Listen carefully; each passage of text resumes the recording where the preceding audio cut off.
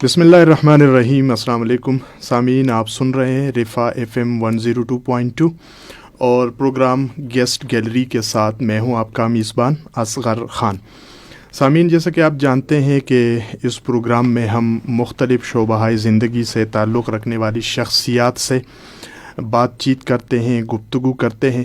کوشش ہماری یہ ہوتی ہے کہ مختلف شعبہ زندگی کی جو شخصیات ہے ان کی زندگی اور ان کے جو تجربات ہے اس سے ہم استفادہ کر سکیں، اور اس حوالے سے خصوصی طور پر جو ہماری نوجوان نسل ہے کہ ان کے لیے ان شخصیات جو ہے وہ کیا پیغامات لے کر آتی ہے زندگی کے مختلف ادوار میں، کہ مختلف قسم کے مسائل کا سامنا کرنا پڑ سکتا ہے، ان مسائل کو کس طریقے سے فیس کرنا ہے اور کس طریقے سے آگے بڑھنا ہے، اپنے کیریئر کو کس طرح سے بنانا ہے۔ تو آج ہمارے ساتھ پروگرام میں مہمان کے طور پر موجود ہے محترمہ فرزانہ جبار سعید صاحبہ۔ ہم ان سے بات کرتے ہیں اور انہی کی کہانی انہی کی زبانی سننے کی کوشش کرتے ہیں۔ السلام علیکم۔ وعلیکم السلام اصغر صاحب، بہت شکریہ کہ آپ نے مجھے اس قابل سمجھا کہ میں آپ کے پروگرام میں آ سکوں۔ کچھ بہت بڑا تو نہیں کیا زندگی میں، لیکن جو سامنے آیا اس کو اچھی طرح سے کرنے کی کوشش کی، تو اس میں سے شاید کوئی ایسی بات نکل آئے کہ جو لوگوں کے کام آ جائے۔ امید ہے کہ بہت کچھ ایسے ہیں کہ جس میں ہم جو ہے جو نوجوان نسل ہے، والدین ہے، ان کی رہنمائی جو ہے آپ کر سکے گی۔ سب سے پہلے پیدائش کے بارے میں، تعلق کہاں سے ہیں، ابتدائی زندگی، ماں باپ، گھر کا ماحول، ابتدائی تعلیم۔ اصغر صاحب، میرا تعلق یہی راولپنڈی سے ہی ہے، میں یہیں پہ پیدا ہوئی ہوں۔ میرے والد ایئر فورس میں تھے، تو اس طرح پاکستان میں بہت ساری جگہوں پہ رہنا پڑا، دیکھنا پڑا، اسکولنگ بہت جگہوں پہ ہوئی، لیکن ہم یہیں کے رہنے والے ہیں، اور میری پیدائش بھی یہیں راولپنڈی کی ہے، اور اس کے فوراً بعد ارلی 60s میں، اور اس کے بعد چونکہ میرے فادر جو ہے وہ ایئر فورس میں تھے تو ان کی پوسٹنگ بدین میں تھی۔ اچھا۔ اور میری جو بہت بچپن گزرا، 1-2 سال کی عمر وہ میری بدین میں گزری۔ ٹھیک ہے۔ اور اس کے بعد بہت سارے شہروں جہاں جہاں ایئر فورس کے ہوتے تھے بیسز ہیں، وہاں ان کی پوسٹنگ ہوتی رہی، ہجرت ہوتی رہی، اور اسی ہجرت نے شاید کچھ ایسا، اس کی اٹھان کچھ ایسی ہوئی کہ اندر بھی کہیں اور جا کے کچھ کرنے کا ہمیشہ خواہش رہی، اور لوگوں سے ملنے کی، لوگوں کو جاننے کی، نئی جگہیں جاننے کی۔ اور جو میری بیسک ایجوکیشن ہے وہ PF کے سکولز میں ہی ہوئی میٹرک تک۔ میٹرک پہ فیڈرل بورڈ آ گیا تھا تب، تو میٹرک وہاں سے کیا۔ پھر وقار النساء میں ارلی کالج میرا تھا، اور اس کے بعد CB کالج سے میں نے ماسٹرز کیا، اور ماسٹرز میں نے اردو لٹریچر میں کیا۔ اور بیسیکلی میں سائیکالوجی اور انگریزی کا بندہ تھا، لیکن میرے والد کی بہت خواہش تھی کہ کیونکہ میں لکھتی تھی، تو انہوں نے مجھے کہا کہ اگر تم نے اردو میں لکھنا ہے تو پھر تمہاری اردو بہت اچھی ہونی چاہیے، اور تمہیں اس کی گرامر اور ہر چیز کی سمجھ ہونی چاہیے۔ تو پھر میں نے CB کالج سے ماسٹرز کیا اردو میں، اور لٹریچر اینڈ لینگویج بوتھ۔ اچھا، لٹریچر اینڈ لینگویج بوتھ۔ بچپن میں والدہ کے ساتھ زیادہ اٹیچمنٹ یا والد کے ساتھ زیادہ اٹیچمنٹ؟ میرے خیال میں والد کے ساتھ۔ اچھا۔ کیونکہ میں ان کو بہت آئیڈیلائز کرتی تھی، اور وہ بہت ہی مختلف قسم کے والد تھے۔ بلکہ کبھی کوئی ڈسکشن ہو دوستوں میں یا گھر میں تو میں کہتی ہوں میں نے ان جیسا والد ابھی تک دیکھا نہیں کوئی قریب سے۔ اچھا، میں ایک جو مشاہدے میں بات آ رہی ہے، زیادہ تر جب خواتین کے ساتھ بات ہوتی ہے تو مشاہدے میں یہ بات آ رہی ہے، اب آپ خود بھی ایک ماں ہے تو ظاہر سی بات ہے آپ کا تجربہ اس لحاظ سے بھی زیادہ ہے کہ بیٹیاں جو ہیں وہ باپ کے زیادہ قریب ہوتی ہے، بیٹے ماں کے زیادہ قریب ہوتے ہیں، تو کیا پریکٹیکلی؟ ہاں، ایسا ہی ہے۔ میں نے بھی اس پہ غور کیا تو مجھے لگا کہ چونکہ بیٹیاں ہر وقت گھر پہ ہوتی ہیں، اور ہمارا جو معاشرہ ہے، جو ہمارا طریقہ کار ہے رہن سہن کا، ماں تھوڑی اسٹرکٹ ہوتی ہے لڑکیوں کے ساتھ، ان کو تہذیب سکھانے میں، تمیز سکھانے میں، گھر کے کام سکھانے میں۔ تو والد جو ہے چونکہ وہ باہر جانے والا ہوتا ہے، اور وہ چیزوں کو بہت لاجک کے ساتھ بات کرتا ہے۔ ماں ڈانٹ ڈپٹ شاید زیادہ کرتی ہے، لڑکیوں پہ بہت نگرانی بہت ہوتی ہے۔ میں اپنی سوسائٹی کی بات کر رہی ہوں، تو وہ میرے خیال میں والد کو ایک آئیڈیل کے طور پہ دیکھتے ہیں کہ یہ وہ ہے شخص جو مجھے پروٹیکٹ کر سکتا ہے، چاہے ماں سے پروٹیکشن ہو یا چاہے کسی اور مشکل سے ہو، بھائی سے پروٹیکشن ہو۔ لیکن والد کو لڑکیاں میرے خیال میں اپنے آئیڈل کے طور پہ دیکھتی ہیں، اور ایک سیکیورٹی, سینس آف سیکیورٹی کا احساس انہیں ہوتا ہے, تحفظ کا احساس ہوتا ہے باپ سے, اس لیے وہ اس کے زیادہ قریب ہوتی ہے. صحیح. اور دوسری طرف میں دیکھتی ہوں تو والدین میں سے والد جو ہوتے ہیں وہ بھی بیٹیوں سے زیادہ پیار کرتے ہیں, جی ان کے زیادہ قریب ہوتے ہیں, ان سے زیادہ ان کو ان سے بات بھی کرتے ہیں, ان کی ضروریات کو دیکھنا پورا, کیونکہ بیٹیاں, کیونکہ اللہ نے نیچر بنائی ہے نا فیمیل کی, عورت کی, لڑکی کی, کہ وہ کیئرنگ نیچر ہے. کیونکہ آدمی نے باہر نکلنا ہوتا ہے تو وہ اور طرح کی چیزیں سیکھتا ہے. لڑکیوں نے چونکہ عورتوں نے گھروں میں رہنا ہوتا ہے, گھر بنانا ہوتا ہے, تو ان کی نیچر تھوڑی سی ان سے ڈفرینٹ ہوتی ہے. صحیح, گھونسلہ بنانا جو ہے وہ ان کا کام ہوتا ہے, اور پھر وہی سے جو ہے جس طرح کے جو پروڈکٹ جو ہے وہ. اچھا, اساتذہ میں سے کوئی جو آپ کو یاد ہو؟ جی بالکل, بہت سارے اساتذہ ہمارے وقت میں بہت اچھے اساتذہ ہوا کرتے تھے. صحیح. اب میں تھوڑا سا نا امید ہوتی ہوں کیونکہ میرا تعلق بھی ایجوکیشن کی فیلڈ سے ہی ہے. نا امید اس لیے نہیں ہونا کہ اس لیے آپ کو بلایا ہے کہ اس وقت کیا صورتحال تھی اور اس وقت کیا صورتحال ہے, اور اس صورتحال کو تبدیل ہم کیسے کر سکتے ہیں. تو یہ پیغام اصل میں آپ سے لینا ہے. کیونکہ دیکھیے, جب ہم اپنے اساتذہ کو فالو کرتے تھے, کیونکہ ان کا اٹھنا بیٹھنا, ایون ان کے لباس, ان کی بات چیت کا انداز, وہ ہماری تربیت کرتے تھے. بالکل. اور ہر چیز میں جیسے کیسے کھڑا ہونا ہے, کلاس میں کیسے بات کرنی ہے, ادروائز بھی ہمیں کوئی پرابلم ہوتا تو ہم اپنے استادوں کے پاس ہی جاتے تھے. جب میں وکارنٹ صاحب میں تھی تو ہماری ایک وائس پرنسپل تھی, پہلے وہ بعد میں پرنسپل بھی ہوئی, مس حمیدہ ملک. ہم ان کو بہت فالو کرتے تھے, اور میں ان سے بہت انسپائر تھی, کہ بڑی اسٹرانگ پرسنالٹی تھی. اور وہ ہمیشہ ہمیں کہتی تھی کہ کوئی ایسا کام نہیں ہے جو لڑکیاں نہیں کر سکتی, چاہے وہ پڑھائی میں ہو, ادروائز ہو, لیکن ہر ایک کو اپنی لمیٹیشنز کا خیال کرنا چاہیے جو ہمارے معاشرے نے ہمیں بنا کے دی ہیں. تو یہ اس وقت ہمیں سمجھ نہیں آتی تھی, ہم ان سے پوچھتے تھے, لیکن بعد میں زندگی نے سکھایا کہ جو اللہ نے بنایا ہے, جو اللہ نے کریٹ کیا ہے ہر چیز, اس سے بہتر تو کوئی نہیں جانتا کہ مرد کا کیا کام ہے اور عورت کا کیا کام ہے, کیا مقام ہے, اس کی کیا حدود ہیں. تو پھر اس کے بعد معاشرہ بھی آپ کو, کیونکہ مشرق اور مغرب کو لوگ آج کہتے ہیں جی فریڈم ہونی چاہیے, سب کچھ اوپن ہونا چاہیے, ایسا نہیں ہے. ہر معاشرے کا ایک طریقہ کار ہوتا ہے, ہر کلچر کا ایک طریقہ کار ہوتا ہے, آپ کو اسی حساب سے رہنا ہے اور رہنا چاہیے.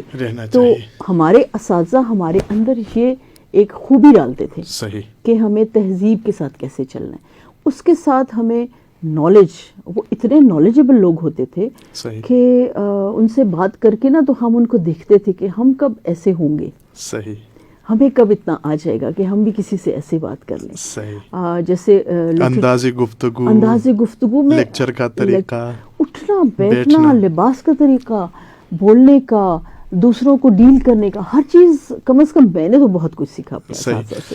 اچھا, آج کے دور میں, اس دور میں بھی آپ چونکہ اسکول, کالج, یونیورسٹی, تو آج ویسے ایک ہوا یا لہر یہ بھی چلی ہے کہ پڑھیں جی لیکن گھر کا کام نہ کریے. تو یہ ہونا چاہیے آپ کے خیال میں یا نہیں ہونا چاہیے؟ یہ نہیں ہونا چاہیے, کیونکہ دیکھیے بھلے آپ دوسروں کے لیے نہ کریں کام, اپنے لیے تو آپ کو کرنا ہے نا, کیونکہ آپ کو اپنے آپ کو تو دیکھنا ہے نا. اگر آپ نہیں بھی کرنا چاہتے کسی کے لیے, لیٹس سے کہ آپ کہتے ہیں کہ نہیں میرے پاس اتنا ٹائم نہیں ہے کہ میں سب کے لیے کروں, تو پھر آپ کو کون دیکھے گا؟ ظاہر سی بات. آپ نے کھانا کھانا ہے, آپ نے کپڑے پہننے ہیں, آپ نے کہیں رہنا ہے, اس کو مینیج کرنا ہے, آرگنائز کرنا ہے, تو وہ آپ کو کون کر کے دے گا؟ اور آج کل کی بچیاں جو ہیں, میں تو بالکل اگری نہیں کرتی اس بات سے. اور میں ہر ایک کو, کیونکہ میں استاد بھی رہی ہوں, میں پرنسپل بھی رہی ہوں, میں نے ایک پورا اسکول سیٹ اپ کیا, تو میں تھوڑا سا مختلف سوچتی ہوں. میں سمجھتی ہوں کہ کتابی باتوں سے نکل کے ہمیں پریکٹیکل چیزیں جو ہیں ان پہ دھیان دینا چاہیے. وہ کہتے ہیں انہوں نے کہا تھا, انہوں نے کیا کہا تھا, وہ ان کا تجربہ تھا. آپ کا تجربہ آپ کو کیا بتاتا ہے, آپ وہ کیجیے. تعلیم مکمل کرنے کے بعد ایک اہم مرحلہ, چاہے مرد ہے عورت ہے, شادی کا بھی ہے. اس حوالے سے کہ آج کل تو ایک اور بھی میں آپ سے اس پہ بھی کومنٹس چاہوں گا کہ جی ایم پل کر لے, پی ایچ ڈی کر لے, تو تب جا کے آپ نے شادی کرنی ہے, پاؤں پہ کھڑے ہو جائیے گا, تو پھر وہ عمر گزر چکی ہوتی ہے. تو اس حوالے سے آپ کا کیا تجربہ ہے؟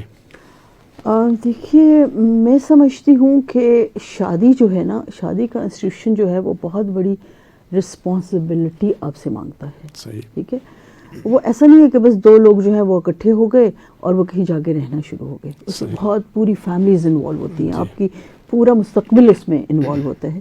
تو اب جو دور ہے, پہلے دیکھیے 12 سال میں بھی لڑکی کی شادی ہو جاتی تھی, 15-16 میں لڑکے کی ہو جاتی تھی, کیونکہ دنیا اتنی بڑی نہیں تھی اس وقت. ٹھیک ہے, مسائل اتنے نہیں تھے, اور جسے کہتے ہیں اتنی اسٹرگل اس وقت نہیں تھی. جو دنیا بڑھتی جائے گی, کام بڑھتے جائیں گے, ضروریات بڑھتی جائیں گی, اور ڈگریوں کی تمنا بڑھتی جائے گی. یہ دور نہیں تھا. ایگزیکٹلی. تو اسی حساب دیکھیے ہر وقت پھر بدلتا ہے نا. جو ہمارے والدین تھے جیسے وہ رہے, جیسے اب ہم اس سے ڈفرینٹ رہے, اب ہمارے بچے اس سے ڈفرینٹ. تو وقت کی ضرورت کو سمجھنا بہت ضروری ہے. صحیح. آج کل کے اس 2022 میں سمجھتی ہوں, اور آگے جو آنے والا وقت ہے, کہ جو شادی ہے وہ تبھی ہونی چاہیے لڑکی کی اور لڑکے کی. صحیح. ان کو فیصلہ تب کرنا چاہیے جب ان کے فائنینسز اس قابل ہوں کہ وہ ایک گھر کو دیکھ سکیں. لڑکی کی میچورٹی لیول اتنا ہو کہ اگر اس کے گھر بچہ ہو تو وہ اس کو صحیح طریقے سے اس کی تربیت کرنے کے قابل ہو. جی. کیونکہ اگر وہ خود ابھی 18-19 سال میں ہے تو وہ تو خود ابھی ٹین ایجر ہے. جی. تو اس کو کیسے آگے کے مسائل, کیونکہ دیکھیے بچہ پیدا ہونا یا ہو جانا is not a big thing, وہ تو اللہ کا کام ہے نا. تو اللہ تو اپنے کام صحیح سے کرتے ہیں. جی بالکل. ٹھیک ہے, لیکن انسان کو اس قابل ہونا چاہیے کہ جو چیز اللہ نے اسے عنایت کی ہے اس کو آگے لے کے کیسے چلنا ہے. تو اتنا میچورٹی لیول ہونا چاہیے. پھر اس بچے کی ضروریات, اس گھر کی ضروریات, وہ سب آپ کرنے کے قابل ہوں. تو میں سمجھتی ہوں کہ جو آج کل تعلیم ہے, BA ہے, MA تو کرنا ہی ہے سب کو, کیونکہ یہ اب بنیادی ضرورت بن گئی ہے. ٹھیک ہے, تو 25-26 سال میں لڑکی نارمل زندگی اب دونوں کی, اور 27-28 میں لڑکے کے لیے تھوڑا سا, کیونکہ لڑکے جو ہے نا وہ 23 پہ جا کے میچور ہونا شروع ہوتے ہیں. ٹھیک ہے, تو 23 پہ شروع کریں گے تو 24-25-26 2-4 سال تو ان کو چاہیے نا تھوڑا سمجھنے کے لیے زندگی کو کہ کیا ہے, پھر اس کے بعد ہی گھر سنبھالنے کے قابل ہوتے ہیں. تو میں یہ سمجھتی ہوں, یہی میں نے اپنے بچوں کے لیے بھی ڈیسائیڈ کیا. میں نے اپنے بچوں سے کہا, کیونکہ میرے 3 بیٹے ہیں, میری بیٹی نہیں ہے کوئی, تو میں نے ان سے کہا کہ جو 28-30 چلتا چلا جائے گا نا اس کی شادی ہوگی. اس سے پہلے نہیں. اس سے پہلے آپ پڑھیں, اپنا کام کریں, اپنے فائنینسز کیسے مینج کرنے ہیں, کیا زندگی گزارنا چاہتے ہیں آپ, تو اس کے حساب سے آپ چلیے, اور پھر کسی بچی کو اس گھر میں لے کے آئیے تاکہ وہ بھی سکون سے رہے. صحیح. اور آپ بھی سکون سے رہے, ہم بھی سکون سے رہے. اچھا, ایک آج کا جو مسئلہ ہے اس دور میں تو نہیں تھا, جو گزشتہ تقریباً ہم یہ کہیں کہ 2 اشرے قبل یا 3 اشرے قبل اور 4 اگر کہے تو پھر تو اتنے مسائل نہیں تھے. لیکن اب یہ ہے کہ ایک ورکنگ وومن ہے, اس نے جاب کے لیے جانا ہے, شوہر نے بھی جاب کے لیے جانا ہے, ادھر سے چھوٹے بچے ہیں. تو لیکن آج کل یہ ایک مسئلہ بنا ہوا ہے کہ اسی کے اوپر میاں بیوی کے درمیان تو میں شروع ہو جاتی ہے, رشتے ختم ہو جاتے ہیں. تو اس بیلنس کو آپ نے کیسے اس چیز کو بیلنس کیا کہ آپ بھی تو جاب کیا کرتی تھی, اور آج جو ہے جو بچیاں ہیں ان کے لیے کیا آپ بتانا چاہتی ہیں کہ اس چیز کو کس طرح سے بیلنس کرنا ہے؟ دیکھیے, سب سے پہلے لڑکیوں کو, لڑکوں کو, بچیوں کو اور بچوں کو اپنی پرائرٹی سیٹ کرنی ہے. صحیح. کہ وہ زندگی میں کیا کرنا چاہتے ہیں. اگر تو وہ فیملی بنانا چاہتے ہیں تو پھر ان کی پرائرٹی کچھ اور ہوگی, اور اگر وہ صرف کام کاج کر کے اپنی زندگی کو انجوائے کرنا چاہتے ہیں تو پھر ان کی پرائرٹیز ڈفرینٹ ہوگی. ٹھیک ہے. میں سمجھتی ہوں ایک آج کل کی پڑھی لکھی خاتون ہونے کے ناطے کہ عورت کی تعلیم جو ہے ضروری نہیں کہ وہ نوکری کے لیے ہو. ٹھیک ہے, بالکل صحیح بات. عورت کی تعلیم جو ہے وہ نسلوں کی تربیت کے لیے ضروری ہے. صحیح. اور کسی بھی لڑکی کی پرائرٹی یہ نہیں ہونی چاہیے, میں سمجھتی ہوں, مطلب بہت سارے لوگ مجھ سے اختلاف کر سکتے ہیں, لیکن جو میں نے زندگی سے سمجھا کہ اس کی پرائرٹی نوکری کرنا, جاب کرنا نہیں ہونا چاہیے تعلیم کی وجہ سے. کہ میں اس لیے پڑھ رہی ہوں, میں اس لیے ڈگریز لے رہی ہوں کہ مجھے نوکری کرنی ہے بعد میں. اس کی پرائرٹی یہ ہونی چاہیے کہ میرے پاس جتنی زیادہ تعلیم ہوگی میں اگلی نسل کی اتنی اچھی تربیت کر سکوں. ٹھیک ہے. اور دوسری جو ڈگری ہوتی ہے وہ ایک بلیسنگ بھی ہوتی ہے کہ اگر آپ کے معاشی حالات ٹھیک نہ ہوں, فرض کریں, یا آپ کی صورت حال ہے, آپ کی ضروریات زیادہ ہیں, دونوں مل کے اس کو چلانا چاہیں تو بہت اچھی بات ہے. صحیح. ٹھیک ہے, کیونکہ دیکھیے 2 کندھوں نے جو بوجھ اٹھانا ہے اگر وہ 4 اٹھائیں گے جی تو وہ آسان ہو جائے گا. جیسے میاں اور بیوی میں سمجھتی ہوں کہ یہ رشتہ جو ہے وہ یہ نہیں ہے کہ ایک آدمی اور عورت ایک گھر میں رہ رہے ہیں جی, وہ 2 دماغ 2 دل 4 کندھے 4 ٹانگیں 4 ہاتھ ہیں جو زندگی کے بوجھ کو مل کے اٹھاتے ہیں. صحیح. اور ایک دوسرے سے شیئر کرتے ہیں تو زندگی کی مشکلیں آسان ہو جاتی ہیں, کیونکہ زندگی نام ہی مشکل کا ہے. کیونکہ مشکل نہیں ہو تو پھر زندگی نہیں ہے, جب مشکل ختم ہو جاتی ہے تو زندگی ختم ہو جاتی ہے. ٹھیک ہے نا, کیونکہ آپ کسی سے پوچھیں گے اگلے جہان میں تو ان کو تو کوئی مشکل نہیں ہوگی. مشکل تو زندگی کی ہے, اور اس مشکل کو حل کرنا اور ایمیکیبلی حل کرنا یہی زندگی کا مقصد ہے. صحیح. اچھا, جو خواتین کام کرنا چاہتی ہے کہ جس طریقے سے آپ نے بھی زندگی میں ظاہر سی بات ہے شادی بچے, لیکن پھر آپ نے جاب بھی روزگار بھی, تو کون کون سے شعبہ جات ہے کہ جس میں آپ نے کام کیا؟ میں نے جب ماسٹرز کیا تھا تو میں نے ایز اے جرنلسٹ کام سٹارٹ کیا تھا. یہ تو بڑا مشکل کام تھا. جی, اور میرا یہ کون سے سال کا؟ یہ میرا ماسٹرز تھا 87-88 میں, اور 90 تک میں نے یہ کیا ایز اے جرنلسٹ, کیونکہ میں جنگ گروپ کے ساتھ کام کرتی تھی, لکھتی تھی, کالم بھی لکھتی تھی, اور میں چونکہ تھوڑا سا شاعری اور کہانیاں بھی لکھتی تھی. کالج میں اپنے کالج میگزین کی ایڈیٹر تھی 6 سال تک, اور ریڈیو پہ میں نے بہت کام کیا ایز اے اسٹوڈنٹ اس زمانے میں. تو میرا رجحان جو تھا وہ میڈیا کی طرف ہی تھا. ریڈیو میرا بہت شوق ہے, ہمیشہ سے رہا. اور میرے بہت ہر ہفتے 2 پروگرام آیا کرتے تھے, 3 پروگرام آیا کرتے تھے اسٹوڈنٹس کے اس میں.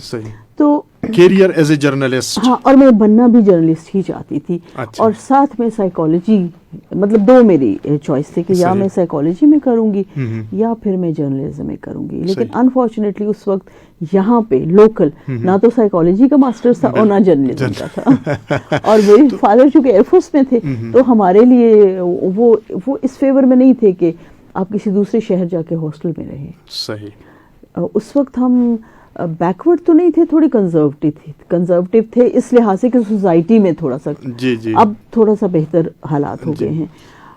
تو آپ جرنلسٹ کیوں بننا چاہتی تھی؟ کیونکہ میں لکھتی ہوں اور مجھے مسائل جو ہے نا بہت میں سینسٹیو ہوں ان کے بارے میں. کچھ غلط ہو رہا ہو تو میں تو راستے میں جا رہی ہوں تو میں کہتی ہوں روکو گاڑی روکو, یہ کیوں ایسا کر رہے ہیں. میں کسی کو ہیوملیٹ ہوتے نہیں دیکھ سکتی, کسی کو انسلٹ ہوتے نہیں دیکھ سکتی, کسی کو ان پریولیجڈ نہیں دیکھ سکتی. مجھے لگتا ہے کہ اگر اس کے پاس وسائل نہیں ہیں تبھی یہ بیچارہ پیچھے رہ گیا, تو ہم اس کو وسائل کیوں مہیا نہیں کر سکتے جتنی کیپیسٹی ہے جس کی. اور ہمارے ہاں آپ کو پتہ ہے حکومتوں میں کتنے پرابلمز رہے ہیں, تو یہ ساری چیزیں مجھے جو ہے نا ابھارتی تھی. ایز اے جرنلسٹ کتنے سال کام کیا؟ اس کو میں نے کوئی ریگولر تو 3-4 سال کام کیا. پھر مجھے یمن جانا پڑ گیا ایکچولی. وہاں پہ پاکستان ایمبیسی ایک اسکول سٹارٹ کرنا چاہ رہی تھی, اور جو وہاں کے ایمبیسڈر تھے اور جو وہاں کی کچھ لڑکیاں وہاں تھیں جو پاکستانی جو ان کو ہیلپ کرنا چاہتی تھی وہ میری جاننے والی تھی. تو ظفر علی ہلالی وہاں پہ, آغا ظفر علی ہلالی ایمبیسڈر تھے اس وقت, وہ یہاں آئے کچھ لوگوں کو اور لے جانے کے لیے. اس میں میری بھی ان سے ملاقات تھی, تو انہوں نے کہا ہم وہاں ایک اسکول سیٹ اپ کرنا چاہتے ہیں اور میں چاہتا ہوں کہ اچھے جو ذرا اسٹرانگ اور کانفیڈنٹ لوگ ہیں وہ چلیں. تو اس میں میں بھی چلی گئی پھر یمن, اور پھر میری باقی بہت ساری زندگی وہیں گزری یمن میں. تو پاکستان ایمبیسی کا اسکول کو سیٹ اپ کرنے کے والے گروپ میں شامل ہوں, اور آج تو وہ ماشاءاللہ پھر اس اسکول کی میں پرنسپل بھی رہی بعد میں. اور یہ کتنا عرصہ آپ وہاں, اور ذرا یہ ایکسپیرینس بھی آپ نے شیئر کرنا ہے کہ کس اس کا نصاب تعلیم, نظام تعلیم وہاں کے, ظاہر سی بات ہے اب یمن والے لوگ جو ہے عربی, پھر ہم اردو والے, اور پھر انگریزی, اور پھر ان کو انگریزی سکھانا, اور پھر ان سے اردو سیکھنا. اور یہ بہت انٹرسٹنگ وہ ہے, بہت انٹرسٹنگ ہے. دیکھیے عربس آن دا ہول بھی اور یمن والے خصوصی, کیونکہ وہ تھوڑے سے باقی عربوں سے پیچھے ہیں ڈیولپمنٹ میں. آپ یہ سمجھ لیں کہ وہ عربوں کے غریب ہیں, جیسے ہم تو پوری دنیا میں غریب ہیں نا, تو وہ عرب ورلڈ کے غریب ہیں. لیکن باقی عرب سے وہ بہت اچھے لوگ ہیں, سمپل ہیں, بہت فرینڈلی ہیں, اور ان کے ہاں کوئی ایسے قوانین نہیں ہیں جو آپ کو تکلیف دیتے ہیں ایز اے فارینر. مطلب آپ کی ایک فریڈم ہے وہاں رہنے کی. تو جب میں نے اس اسکول کے ساتھ کام سٹارٹ کیا تو پھر آہستہ آہستہ 6-7 سال لگے اس اسکول کو ڈیولپ ہونے میں. پھر چونکہ میری شادی بھی ساتھ ساتھ ہی ہو گئی تھی اور بچے چھوٹے تھے, اور میں یہ سمجھتی ہوں کہ جب بچے چھوٹے ہوں اور کام کرنا آپ کی مجبوری نہ ہو تو پھر آپ کو گیپ دینا چاہیے. وہ ٹائم بچوں کا ہوتا ہے, کیونکہ بہت چھوٹے بچوں کو ہر وقت ماں کی ضرورت ہوتی ہے. تو پھر میں نے 3-4 سال کا ایک گیپ لیا. میں پاکستان آ گئی, یہاں میں نے بچوں کو تھوڑا بڑا کیا. جب وہ اسکول جانا شروع ہوئے, کیونکہ وہ مجھے کہتے تھے نہیں آپ واپس آئیں, آپ واپس آئیں, آپ واپس آئیں. اور وہاں کے لوگ اتنے فرینڈلی اور لونگ ہیں کہ اگر ایک دفعہ ان کو لگ جائے نا کہ آپ کوئی جینوئن انسان ہیں تو وہ ساری زندگی آپ کے پیچھے آتے ہیں. صحیح. اور وہ یا استاذہ بولتے ہیں کہ بھئی آپ تو ہمارے سر آنکھوں پہ. وہ کہتے ہیں عیونی و راسی و عیونی, آپ میری آنکھیں اور آپ میرے سر پہ اور آپ میری آنکھیں.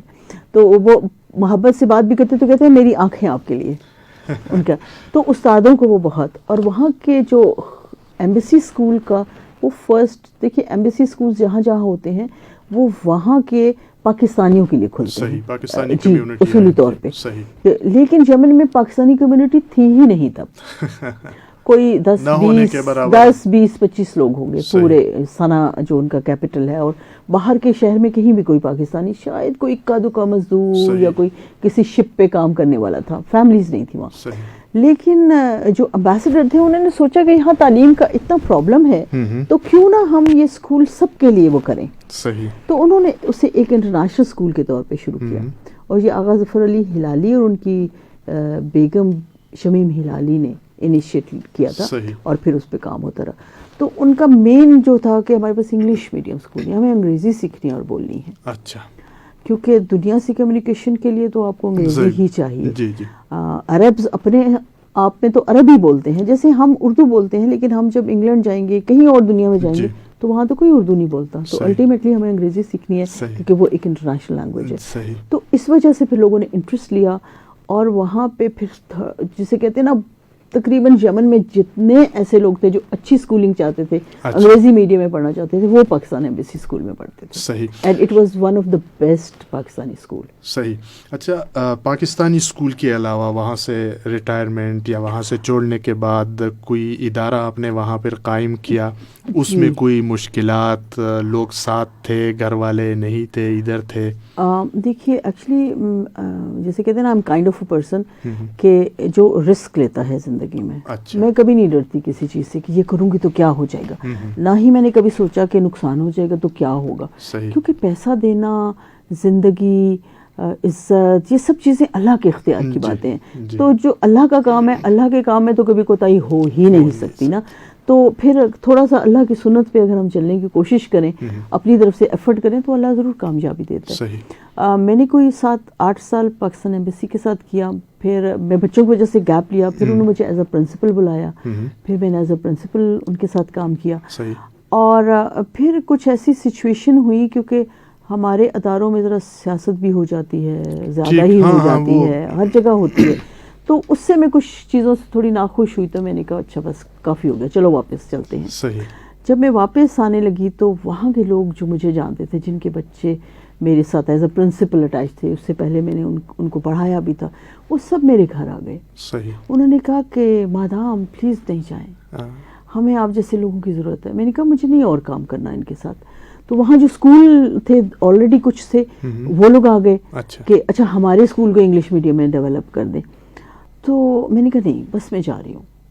تو انہوں نے کہا نہیں. وہ سب لوگ میرے آ کے گھر میں بیٹھ گئے. انہوں نے کہا نہیں, جب تک آپ ہاں نہیں کریں گی ہم یہاں سے جائیں گے نہیں. صحیح. یا تو آپ ہمارے کسی کے ساتھ کام کریں یا اپنا کام کریں. صحیح. تو اس میں سے 2 پاکستانی ایسے تھے کہ انہوں نے مجھے کہا کہ اگر آپ کرنا چاہیں کام تو ہم آپ کے ساتھ شامل ہونا چاہتے ہیں. صحیح. ہم بیکن ہاؤس یا سٹی اسکول کی فرینچائز لے لیں گے یہاں پہ. صحیح. تو اس کو کر دیں. تو میں نے کہا نہیں, میں فرینچائز کرنے کے حق میں نہیں ہوں. صحیح. کیونکہ میں اپنی طرح سے سوچتی ہوں, انڈیپینڈنٹ. ہاں, میں ان کی سوچ پتہ نہیں وہ کیا سوچتے ہیں, تو میں تو ایسے نہیں کام کر سکتی. تو میں نے پھر ڈیسائیڈ کیا کہ میں اپنا اسکول وہاں سٹارٹ کروں. صحیح. تو انہوں نے کہا کہ وہ کفیل لینا پڑے گا, یہ کرنا پڑے گا, وہ تو اللہ کو جب منظور ہوتا ہے نا کوئی کام ہونا, تو وہ راستے خود ہی بنتے چلے جاتے ہیں. جس دن میں نے ڈیسائیڈ کیا اسکول کھولنا, اور میں نے اپنے جو بھی وہاں دوست احباب تھے ان سے کہا اچھا دیکھیں کون کفیل بنتا ہے کیا, تو اگلے ہی دن گورنمنٹ نے اناؤنس کر دیا کہ ہم نے ایک انویسٹمنٹ اتھارٹی بنا دی ہے, اور جو بھی فارنرز ہیں وہ منیمم اتنا اماؤنٹ اگر انویسٹ کریں گے تو وہ انڈیپینڈنٹ کام کر سکتے ہیں, ان کو کفیل کی ضرورت نہیں. تو آپ یقین کریں گے وہ پیپر فارمز فل اپ کیے ہوئے کہ اچھا کون کفیل کون کفیل, تو میں نے جا کے وہ پیپر چینج کرا لیے, اور انڈیپینڈنٹلی میں نے وہاں پہ ثنا گرامر اسکول کے نام سے اسکول اسٹارٹ کیا. وہ پری نرسری سے لے کے او اے لیولس تک تھا. اور میرا مطلب I was the first person to introduce O and A level in Yemen. صحیح. اور پھر اس کو چلایا 13-14 سال. اور لیکن پھر یہ ہوا کہ یمن کی وار کی وجہ سے ہم نے ڈیسائیڈ کیا کہ کیونکہ ایویکویٹ کر رہے تھے سب, ہم بھی آ گئے, اور ارادہ تو تھا واپس جانے کا لیکن حالات ٹھیک ہی نہیں ہوئے. صحیح. تو پھر میں نے یہاں army public school and college ہے جرار پہ, اس کو جوائن کیا. تو 4 سال میں نے ان کے ساتھ ایز اے پرنسپل کام کیا. صحیح. پھر یہاں ایک پرائیویٹ اسکول ہے, انہوں نے مجھے ریکویسٹ کی کہ ہمارے اے لیولز اور تھوڑے سے وہ کر دیں, تو 1 سال میں نے ان کے ساتھ کام کیا. میں تھوڑا سا بیمار ہو گئی تو میں نے پھر بریک لے لیا کہ اب تھوڑا سا آرام بھی ضروری ہے. پھر جب ذرا ٹھیک, لیکن ریڈیو میں نے جاری رکھا. وہ اسلام آباد ریڈیو سے بھی میں ایک لائیو شو کرتی تھی, تقریباً 1 سال کیا. ابھی نیکسٹ انہوں نے مجھے کہا ہے کہ اس کو کچھ اور ڈیولپ کریں گے, اور دیکھیے آج آپ نے بلا لیا. صحیح. اچھا, یہ جو ہے بریک آپ نے لیا, لیکن بریک کے ساتھ ساتھ آپ کا ایک مشغلہ بھی ہے شعر و شاعری کے ساتھ. تو یہ شعر و شاعری سے شغف یہ کس طرح پیدا ہوا؟ یہ تو مجھے لگتا ہے کہ کوئی ایسی چیز ہوتی ہے جو آپ کے اندر ہی ہوتی ہے, وہیں پلتی ہے, بڑھتی ہے, اور کسی ذریعے سے باہر نکل آتی ہے. کیونکہ میں بنیادی طور پہ بہت حساس انسان ہوں, اور خاص طور پہ جو دنیا میں جو ان ایون سب ہے نا, کوئی امیر ہے, کوئی غریب ہے, کوئی غصہ ور ہے, کوئی شدید ہے, کوئی نرم ہے, کوئی گرم ہے, تو یہ چیزیں مجھے بہت افیکٹ کرتی ہیں.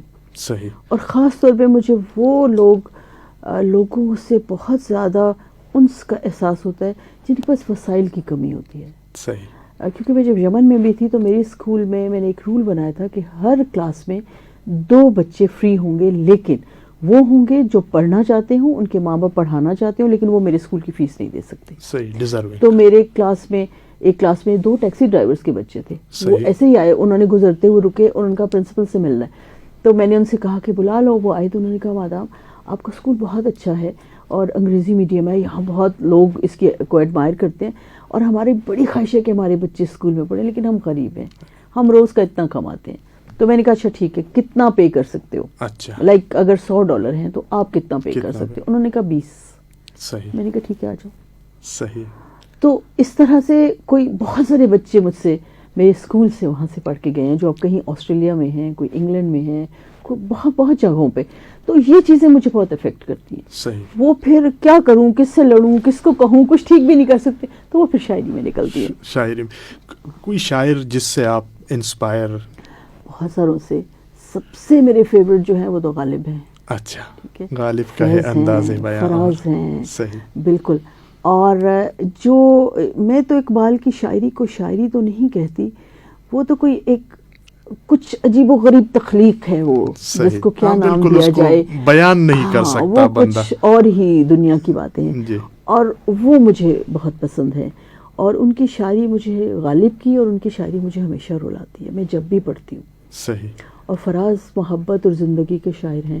پروین شاکر کو جب ہم جوان تھے تو میں بہت ان کو کالج اس میں انسپائر ہوتے تھے, سنتے بھی تھے, لیکن ان کی شاعری بس ایک عام زندگی کی کہانی ہے. صحیح. بہت گہرائی مجھے ان میں بعد میں احساس نہیں ہوا کہ بہت گہری باتیں نہیں ہیں. صحیح. سمپل باتیں ہیں لیکن خوبصورت باتیں ہیں, نوجوانوں کے لیے بہت اچھی شاعری ہے. تو یہ سب لوگ جو اچھا لکھتے ہیں وہ سب مجھے پسند ہے. صحیح. جو بھی گہری بات کرتا ہے, دل کی بات کرتا ہے, وہ مجھے پسند ہے. صحیح. ابھی چونکہ آپ سے آپ کی شاعری چلو دل کی تسلی کھو, یہ تو ہم سنیں گے آپ سے, لیکن اس سے پہلے آج کے دور میں خصوصی طور پر بچوں کے لیے, والدین کے لیے کیریئرز کے حوالے سے, اور پھر جو ہے ہم تو کیریئر کے پیچھے تو بھاگتے رہتے ہیں, لیکن اینڈ پہ پتہ لگ جاتا ہے کہ بیٹا جو ہے اب باپ کا نہیں پوچھ رہا، ماں کا نہیں پوچھ رہا، تو وہ جو دوسرا پہلو ہے اس کو نظر انداز کر دیا جاتا ہے.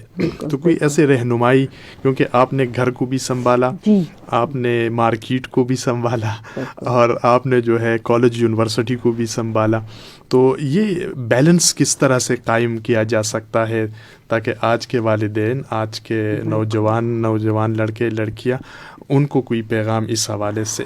دیکھیے، ایک تو جو آپ نے ایک سوال کیا تھا کہ جو ورکنگ ویمن ہے وہ بیلنس کیسے کریں، تو میں سمجھتی ہوں کہ جب ضرورت ہے کام کریں، اور اگر خوشحالی ہے اور آپ کے پاس وسائل ہیں، آپ کے پاس نوکر چاکر ہیں، بچوں کو سنبھالنے کے لیے اچھا کوئی ہے آپ کے پاس لک آفٹر کرنے کے لیے، اپنی ماں ہے یا گھر کی کوئی بڑی ہیں یا آپ کے پاس اچھی ہاؤس میٹس ہیں، تب بھی تو آپ ضرور کام کیجئے. لیکن کام کے بعد کا وقت جو ہے وہ صرف بچوں کا ہونا چاہیے. ٹھیک. میں نے ایک اصول بنایا تھا، کیونکہ میں نے ساری عمر کام کیا ہے. صحیح. تو جیسے جو آف ٹائم ہو جاتا ہے، جیسے 2 بجے آپ فارغ ہو جاتے ہیں نا، پھر آپ گھر جاتے ہیں، تو پھر میں گھر ہی رہتی تھی. صحیح. میں نے کوئی ایسی سوشل لائف، جہاں ضروری بھی جانا ہوتا تھا میں ان سے کہتی تھی کہ ویکینڈ پہ، اچھا چھٹی کے دن ملاقات ہو، تاکہ بچے ساتھ آئیں، یا بچوں کی کوئی اور ایسی ایکٹیویٹی ہو کہ ان کو وہاں چھوڑ دوں اور پھر میں آؤں. اور جو میرے اپنے ملنے جلنے والے تھے ان کو بالکل اجازت نہیں تھی کہ اگر ان کو کوئی ضروری کام ہے تو وہ رات 9 بجے سے پہلے میرے گھر آئیں. صحیح. اگر کوئی بہت ضروری کام ہے تو 9 بجے کے بعد آئیں، کیونکہ میرے بچے 8:30 سو جاتے تھے. ٹھیک ہے.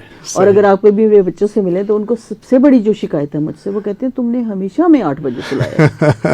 تو میں نے کہا میٹرک تک شرط سی 8 بجے سونا ہے، 7 بجے یہ کام کرنا ہے. ہوم ورک میں نے ان سے کہا اپنے ٹائم پہ کرو گے، اور اگر نہیں کرو گے تو پھر نہیں کرنے دوں گی. صحیح. 8 بجے کے بعد نہیں، ان کا ٹائم فکس تھا. بس چھٹی ہو گئی، اب خواب نیند نہیں، کل ٹیچر ڈانٹیں گی. تو میں نے کہا ڈانٹیں، تم نے اپنا ٹائم مس کیا ہے، ناؤ اب تمہاری ٹرن ہے کہ تمہیں اس کی سزا ملے.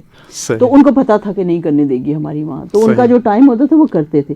تو ہر وہ خاتون جس کو کام کرنا ہے اس کو یہ چیزیں سیکھنی ہیں کہ اپنے ٹائم کو کیسے ڈیوائیڈ کرنا ہے، آرگنائز کیسے کرنا ہے. صحیح. تھکتا تو ہے، مرد بھی تھکتا ہے، عورت بھی تھکتی ہے، لیکن عورت میں اللہ تعالیٰ نے زیادہ کیپیسٹی رکھی ہے برداشت کی. بالکل. مجھے ایسے آدمی میں کم ہے. تو ہمارے ہاں جنرلی کہتے ہیں او جی آدمی تو کچھ نہیں کرتے، عورتیں ہی سب کرتی ہیں. ایسا نہیں ہے، وہ کر ہی نہیں سکتے. بائی ڈیفالٹ ایسے ہیں، ان کے اندر اللہ نے وہ صلاحیت نہیں رکھی کہ ایک جگہ سے تھک کے آؤ تو پھر کچھ اور بھی کرو. بالکل. عورت میں رکھی ہے. تو ہمیں یہ چیز سمجھنے کی بھی بہت سخت ضرورت ہے کہ جو کانفلکٹ ہوتے ہیں نا آدمی اور عورت کے، وہ اس وجہ سے ہوتے ہیں کہ ہم وہ چیزیں ایک دوسرے سے ایکسپیکٹ کر رہے ہوتے ہیں جو اللہ نے ہمارے اندر بنائی نہیں، صلاحیت موجود نہیں. اچھا چلو دل کی تسلی کو یہ سنیں. ہاں بالکل، ارشاد ہے. اچھا یہ ایک ایسی پوئم ہے جو شاید میں نے کسی جب بہت کوئی ایسا لمحہ گزرا تھا جب مجھے بہت کس چیز سے تکلیف پہنچی تھی. تو اس میں لکھا تھا، اور اس میں ایک ورکنگ وومن جو ہے ان کی طرف بھی اشارہ ہے کہ ان کی مشکلات کی طرف بھی اشارہ ہے، اور وہ مائیں ان کی طرف بھی اشارہ ہے جو بچے بھی پالتی ہیں، کام بھی کرتی ہیں، اور اگر شوہر تھوڑا سا نکچڑا ہو تو اس کی بھی وجہ کرتی ہیں. تو یہ میں نے ایک لکھی تھی کہ بہت دن ہو گئے ہم کو نہ اپنے ساتھ بیٹھے ہیں نہ خود سے بات ہی کی ہے. اچھا بہت دن ہو گئے ہم کو، کیونکہ اپنے ساتھ بیٹھنا بڑا ضروری ہے. اپنے آپ کو سمجھنا، اپنی خواہشوں کو، اپنی گریفز کو، اپنی تمناؤں کو سمجھنا بھی بہت ضروری ہے. محاسبہ اپنا ضروری ہے. بالکل، یہ بہت ضروری ہے. تو اسی کسی لمحے میں نے یہ لکھی تھی کہ بہت دن ہو گئے ہم کو نہ اپنے ساتھ بیٹھے ہیں نہ خود سے بات ہی کی ہے. چلو کچھ آج فرصت ہے تو یہ بھی کر ہی لیتے ہیں. چلو کچھ آج فرصت ہے تو یہ بھی کر ہی لیتے ہیں. ذرا سا جھانک کر دیکھیں، ذرا سا جھانک کر دیکھیں کہ دل کی اد کھلی کھڑکی سے اب بھی آس کی بارش کہیں آنگن میں گرتی ہے. کیونکہ آپ زندگی کے کاموں میں، تکلیفوں میں، مسائل میں اپنے آپ کو بھول جاتے ہیں، اپنی وہ خواہشیں تمنائیں ایک سائڈ پہ کہیں رکھ دیتے ہیں نا. تو ان سے ملنا، بات کرنا بھی بڑا ضروری ہوتا ہے. تو ہے کہ ذرا سا جھانک کر دیکھیں کہ دل کی اد کھلی کھڑکی سے اب بھی آس کی بارش کہیں آنگن میں گرتی ہے. وہ پیاسا بیج خواہش کا، وہ پیاسا بیج خواہش کا جو دل کے پچھلے آنگن کی سیاہ کیاری میں بویا تھا. اس کو تھوڑا سا سمجھانا پڑے گا. دیکھیے خواہشیں ایسی ہوتی ہیں نا، جیسے میں کام پہ ہوں، کوئی ورکنگ وومن کسی کام پہ ہے، اس کو دل چاہتا ہے یار بارش ہو رہی ہے، گھر جاؤں اور کافی لوں اور کھڑکی میں بیٹھوں اور انجوائے کروں, لیکن وہ کر نہیں سکتی. دفتر میں ہے وہ دفتر کی, پھر گھر آتی ہے اس خواہش کے ساتھ, اگر دفتر سے جان چھوٹ بھی جائے گھر آتی ہے تو بچے, کچن, کوئی اور مسائل, تو وہ کہیں پیچھے کوئی خواہشیں جو بونی تھی جس پہ کوئی پھول نکلنے تھے وہ کہیں رکھ کے بھول جاتی ہے. تو اگر تھوڑا وقت ہو تو اس کو بھی دیکھنا چاہیے کہ وہ کہاں رکھا ہے, کہ وہ پیاسا بیج خواہش کا جو دل کے پچھلے آنگن کی سیاہ کیاری میں بویا تھا, چلو دیکھیں کہ شاید آنسوؤں کی آبیاری سے کوئی کونپل, کوئی پتا کہیں سے اگی آیا ہو. آنسوؤں کے آبیاری سے چلو دیکھیں کہ شاید آنسوؤں کی آبیاری سے, پانی ڈالتے ہیں تو پودا نکلتا ہے نا, تو اب جو تکلیف میں ہے انسان تو وہ تو آنسو سے ہی, آنسو کا پانی گرے گا نا خواہش کے پودے میں. تو چلو دیکھیں کہ شاید آنسوؤں کی آبیاری سے کوئی کونپل, کوئی پتا کہیں سے اگی آیا ہو. مگر یہ بھی حقیقت ہے, مگر یہ بھی حقیقت ہے کہ جب آنسو مسلسل دل پہ گرتے ہوں تو سبزہ اگ نہیں سکتا. بالکل یہ حقیقت, مگر یہ بھی حقیقت ہے کہ جب آنسو مسلسل دل پہ گرتے ہوں تو سبزہ اگ نہیں سکتا. ایسی نم زدہ سیلن میں کائی جم سی جاتی ہے. ہاں بالکل, ایسی نم زدہ سیلن میں کائی جم سی جاتی ہے. چلو دل کی تسلی کو یہ بھی کر کے دیکھیں گے. صحیح, چلو دل کی تسلی کو یہ بھی کر کے دیکھیں گے, کسی دن وقت ہوگا تو اس نم زدہ مٹی میں خواہش بو کے دیکھیں گے. صحیح, ابھی تو پھر سے چلتے ہیں. چلو دل کی تسلی کو یہ بھی کر کے دیکھیں گے, کسی دن وقت ہوگا تو اس نم زدہ مٹی میں خواہش بو کے دیکھیں گے. ابھی تو پھر سے چلتے ہیں مشقت کی زمینوں پر دکھوں کا بوجھ ڈھونے کو. مشقت کی زمینوں پر دکھوں کا بوجھ ڈھونے کو. آپ کا بہت شکریہ کہ آپ نے ہمیں وقت دیا, اور بہت ساری چیزیں ایسی ہے کہ جو آپ نے اس کی وضاحت کی آج کے والدین کے لیے, آج کے نوجوان لڑکوں اور لڑکیوں کے لیے, اور ہم وقتاً فوقتاً آپ کو اس حوالے سے تکلیف جو ہے وہ دیتے رہیں گے.